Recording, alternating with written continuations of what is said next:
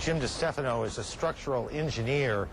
He knows about big buildings and what happens in these sort of catastrophic moments. He joins us from Deerfield, Connecticut on the phone. Jim, the plane hits. And I hope this isn't a terribly oversimplified question, but what happens to the building itself? Well, it's the structure. It's a tremendous impact that's applied to the building when a collision like this occurs.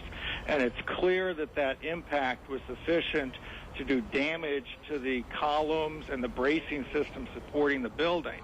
That, coupled with the fire raging and the high temperatures softening the structural steel, then precipitated a destabilization of the columns, and clearly the columns buckled at the lower floors, causing the building to collapse.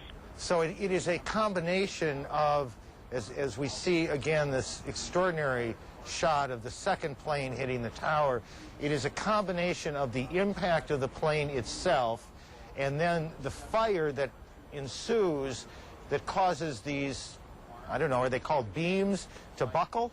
It's the columns. The vertical elements are columns, and those are the elements that are holding the whole building up.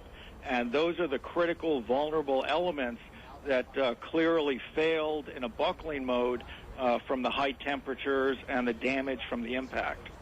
Now, I'm not asking you to assign any blame to anyone about anything here, but just give me an idea if, in fact, you can design these buildings in such a way so that this sort of thing does not happen even in a catastrophic event. Well, it's very difficult when you're designing a structure like this to imagine all the scenarios of things that might occur to the building during its construction. It's my understanding that when this building was designed, one of the criteria that it was designed for was a direct hit from a 707.